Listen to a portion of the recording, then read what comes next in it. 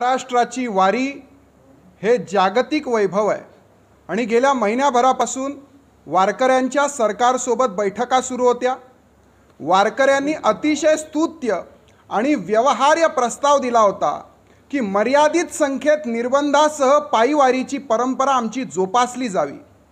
मात्र मुघल विकास आघाडीच्या सरकारने काल पत्रकार परिषद घेतली आणि वारकऱ्यांच्या पायीवारीच्या परंपरेला खोडा घालत पुन्हा एकदा यावर्षी बसनेच पायीवारी करण्याचा निर्णय जाहीर केला। खरं तर माननीय शरद पवार आणि सोनिया गांधी यांच्या विचारांचं सरकार या राज्यात असल्यामुळे आम्हाला या सरकारकडनं अपेक्षा नव्हतीच, पण 2-4% जी अपेक्षा होती ती मुख्यमंत्री उद्धव बाळासाहेब ठाकरे यांच्याकडनं होती। पण दुर्दैवाने इटालियन विचारसरणीपुढे साष्टांग लोटांगण घालणाऱ्या आणि त्याच्यामुळे आपल्या हिंदुत्वाची परंपरा मातीत मिसळणाऱ्या मुख्यमंत्र्यांनी महाराष्ट्राच्या वारीच्या परंपरेला सुद्धा खोडा घातला। हे महाराष्ट्राचं दुर्दैव आहे आणि म्हणून गेल्या 2 दिवसापासून आपण बघत असाल महाराष्ट्रातला वारकरी संप्रदाय प्रचंड असमाधानी आहे।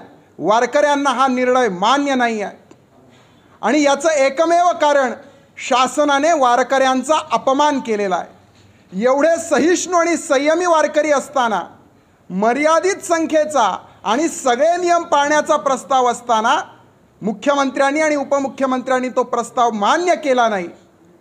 आज मला एक महत्त्वपूर्ण गोष्ट आपल्याला निदर्शनास आणून द्यायची आहे।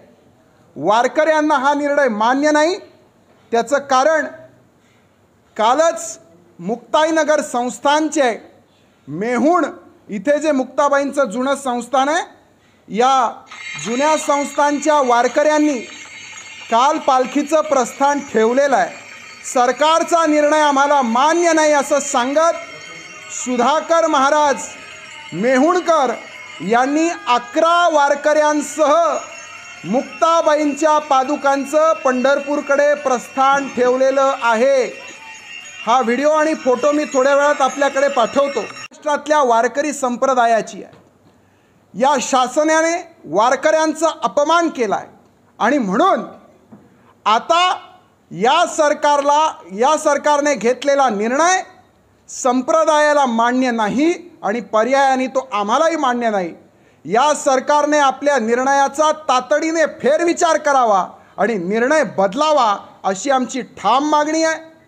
जर हे झालं नाही तर येणाऱ्या दिवसात असंख्य पालख्या रस्त्याने निघतील, त्या अनियंत्रित स्वरूपाच्या असतील आणि जर यातनं कायदा आणि सुव्यवस्थेचा प्रश्न निर्माण झाला तर त्याला अजित पवार जबाबदार असतील। त्यातनं कोरोनाचा प्रादुर्भाव वाढला त्यालाही अजित पवार जबाबदार असतील। आणि मी पुन्हा एकदा निक्षून सांगतोय, एकाही वारकऱ्याच्या केसालाही धक्का लागला तर गाठ भाजपशी आहे हे या सरकारने लक्षात घ्यावं। वारकऱ्यांच्या मागणीचा पुनर्विचार करावा आणि पायीवारीला मर्यादित संख्येत निर्बंधासह परवानगी द्यावी। या सगळ्या गोष्टीची पुनर्मांडणी करण्याकरता येत्या 2-3 दिवसात महाराष्ट्राचे महामहिम राज्यपाल भगतसिंह कोश्यारीजी यांची भेट घेऊन वारकऱ्यांच्या भावना आम्ही त्यांच्यापर्यंत पोहोचवणार आहोत। मी पुन्हा एकदा या सरकारला विनंती करतो की महाराष्ट्राचा धर्म पाळा, महाराष्ट्राची पायीवारीची परंपरा जोपासा। जे मुघलांच्या काळात झालं नाही, जे निजामांच्या काळात झालं नाही, जे ब्रिटिशांच्या काळात झालं नाही, ते तुमच्या काळात होऊ देऊ नका। तुम्ही मुख्यमंत्री आणि उपमुख्यमंत्री आहात, महाराष्ट्राची परंपरा जोपासण्याचं कर्तव्य आहे। जर तुम्ही ते कर्तव्य बजावत नसाल तर त्यातून वारकरी जर वेगळा निर्णय घेणार असतील तर हे चित्र महाराष्ट्राच्या बदनामीचं चित्र असेल आणि त्याला केवळ आणि केवळ हे मुघल विकास आघाडीचं ठाकरे सरकार जबाबदार असेल। दिली आहे हीच जी बसने जायची परवानगी आहे त्यांनाच फक्त पायी चालण्याची परवानगी द्यावी, ही संप्रदायाची भूमिका होती। पण दुर्दैवाने सरकारने ही भूमिका समजून घेतली नाही। आता ही भूमिका न समजून घेतल्यामुळे यातनं विपरीत परिणाम झाले तर त्याला हे सरकार जबाबदार असेल। ही पूर्णपणे जबाबदारी घ्यायला पालखी सोहळ्यांचे प्रमुख तयार होते। तसा तीनही वेळेला प्रस्ताव, 3 बैठका झाल्या, तीनही वेळेला प्रस्ताव पालखी सोहळ्यांनी दिलेला होता. शासनाने फक्त आणि फक्त ज्या गावांमधून पालखी जाणार आहे तिथली सुरक्षा व्यवस्था सांभाळावी एवढीच रास्त मागणी शासनाकडनं होती. 90% जबाबदारी पालखी सोहळा घ्यायला तयार होते.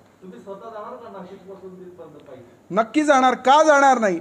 जर हे शासन वारकऱ्यांचा अपमान करणार असेल तर या शासनाला आता आंदोलन नाही, आता मोर्चे नाही, आता पायी चालत जाऊनच या सरकारचा निषेध आम्ही करू. वारकऱ्यांनी पाठिंबा दिलेला नाही, तो तिथल्या ग्रामस्थांनी घेतलेला निर्णय आहे.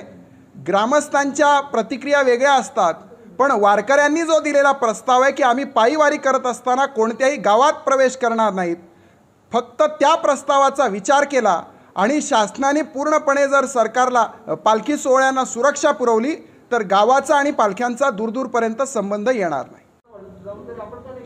कोरोना वाढला याची जबाबदारी मी याकरता सांगतोय की जर वारकरी मर्यादित संख्येत वॅक्सिनेशन झालेले वारकरी, कोरोनाचे प्रादुर्भावाचे सगळे नियम पाळून चालणारे वारकरी असा प्रस्ताव वारकऱ्यांनी दिला होता, तो या शासनाने मान्य केला नाही. आता जर जो तो ज्याच्या त्याच्या पद्धतीने कोणतेही नियम न पाळता घरातनं बाहेर पडला तर त्यातनं मात्र प्रादुर्भाव वाढण्याची शक्यता आहे आणि साहजिकच हा निर्णय घेतल्यामुळे ती जबाबदारी सुद्धा सरकारची आहे.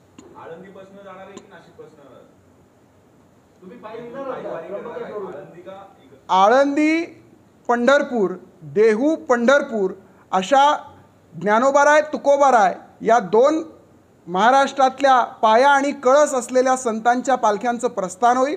लवकरच आध्यात्मिक आघाडीची बैठक घेऊन आध्यात्मिक आघाडीने कोणत्या कोणत्या प्रस्थानात कोणत्या कोणत्या प्रतिनिधींनी समाविष्ट व्हायचं हा निर्णय आम्ही घेऊ.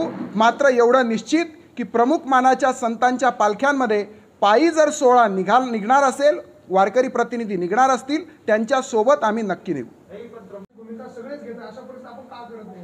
नाही, मुख्य असं आहे की सरकारला सहकार्यच करतो आहोत, पण गेली शेकडो वर्षाची आमची वारीची परंपरा आहे आणि ती परंपरा जोपासली जावी म्हणून प्रातिनिधिक स्वरूपात मर्यादित संख्येत निर्बंधासह वारी करायला सगळेजण तयार आहोत. वारी बंद ठेवा ही भूमिका नाही आणि नेहमीसारखी वारी बहुसंख्येने भरवा ही सुद्धा भूमिका नाही. परंपरा जोपासावी, पायीवारीची परंपरा जोपासावी ही भूमिका आहे. असं आहे की गेल्या वेळेला कोरोना नुकताच आलेला होता, शासनाची प्रशासनाची कोणतीच तयारी नव्हती आणि आता बघा ज्या वेळेला शासनाने अनलॉक केलेला आहे, अनलॉक 1 लेवल 1मध्ये असंख्य लोक लग्नाला आलेले चालतात, असंख्य लोक अंत्यविधीला आलेले चालतात. लेवल 2मध्ये 200 लोक एकत्र आलेले चालतात. मग पायीवारीला 50 लोक का चालू शकत नाहीत? वॅक्सिनेशन झालेले लोक चालणार आहेत, ज्येष्ठ नागरिक त्यात नसणार आहेत. असा सगळा प्रस्ताव असताना तुम्हाला वारी आली की कोरोना दिसतो, लग्न सोहळ्यांमध्ये मंगलाष्टकाचा आवाज ऐकून कोरोना पळतो आणि टाळ मृदुंगाचा आवाज ऐकून कोरोना येतो, असा निष्कर्ष या नापीक डोक्यातनं या सरकारने काढलाय का? असं आहे, महाराष्ट्राची परंपरा जोपासायची असती तर वारकऱ्यांचा जो प्रस्ताव आहे त्याला त्यांनी मान्यता दिली असती. मला सांगा, महाराष्ट्रातले मंत्री आणि या सरकारचे जनक जर बार सुरू करण्याकरता अंथरुणातनं उठल्या उठल्या बारची चिंता करून बार करता पत्र सरकारला लिहितात, पण महाराष्ट्राची पायीवारीची परंपरा जोपासा म्हणून या सरकारमधले मंत्री हालचाल करत नाहीत, कोणताही आमदार हालचाल करत नाही सरकारी पक्षातला, तर मग हा महाराष्ट्र द्रोह नाही तर दुसरं काय आहे? बारची संख्या वेगळी आहे, वारीची संख्या वेगळी आहे. प्रश्न परंपरेचा आहे. महाराष्ट्राचं शासन हे परंपरा जोपासण्याविषयी यांच्या मनात पूर्णपणे अनास्था आहे. यांची आस्था केवळ आणि केवळ वसुलीकडे आहे. वारीमध्ये केवळ आपलं आउटगोईंग होतं, सरकारची वसुली होत नाही, म्हणून त्यांना परंपरा वारी याविषयी कोणतीही देणं घेणं नाही.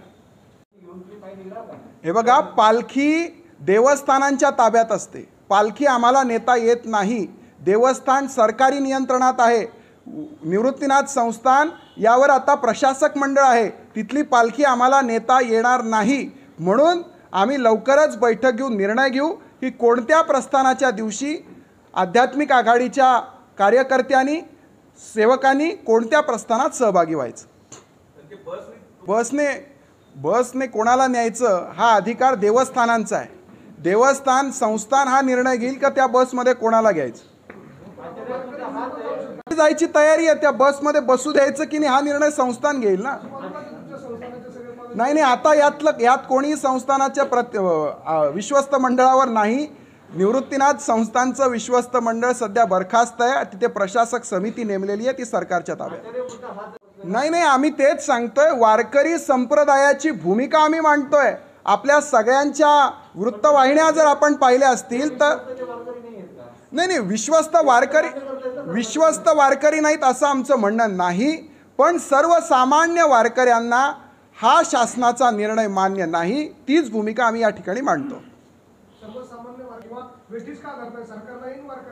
आम्ही कोणालाही वेठीस धरत नाही आहोत. आमच्यापर्यंत जे संप्रदायाचे प्रमुख प्रतिनिधी, जे सरकारच्या बैठकीत वारकऱ्यांचे प्रतिनिधी म्हणून सहभागी झाले होते, या सगळ्यांची एकमुखाने एकमताने हीच मागणी आहे, याची परंपरा जोपासली जावी आणि तोच मुद्दा आम्ही वारंवार मांडतो. नाही, गेल्या 2 दिवसापासून आपण जर सगळ्या माध्यमातल्या प्रतिक्रिया पाहिल्या असतील तर जी वारकरी संप्रदायाची आणि सामान्य वारकऱ्यांची भूमिका आहे ती आम्ही मांडतो आहोत. असं आहे की अनेक विश्वस्त देवस्थानं हे सरकारच्या नियंत्रणात आहेत आणि तिथले विश्वस्त सरकारचे प्रतिनिधी असतात. त्याच्यामुळे सरकारच्या निर्णयाबाहेर त्यांना जाऊन काही करता येत नाही. संस्थान हा वेगळा भाग आहे, पायी चालणारे सामान्य वारकरी हा वेगळा भाग आहे. जो सामान्य वारकऱ्याची भूमिका आहे ती आम्ही आपल्या माध्यमातून शासनापुढे मांडतो. जाणाऱ्याचा निर्णय हा वारकरी संप्रदाय घेतोय. पायी वारी जे निष्ठेने करत आलेले लोक आहेत ते करतायत. त्यात काही भाजपचे जे वारकरी आहेत, वारकरी वेगळं आणि नेते वेगळं, जे नेते वारकरी आहेत त्यांना जायचं असेल तर त्यातलं स्वागतच आहे. पण मात्र मी मगाशी आपल्याला सांगितल्याप्रमाणे पालख्या संस्थानांच्या ताब्यात असतात. पण या पालखी सोहळ्यांबरोबर चालणारे जे सामान्य वारकरी आहेत ते बहुतांश मला सांगतायत की आम्ही मात्र थांबणार नाही. ज्या दिवशी आमचं प्रस्थान आहे त्या दिवशी आम्ही कोणत्याही परिस्थितीत आमच्या परीने सगळे नियम पाळून आम्ही पायी चालणार आहोत.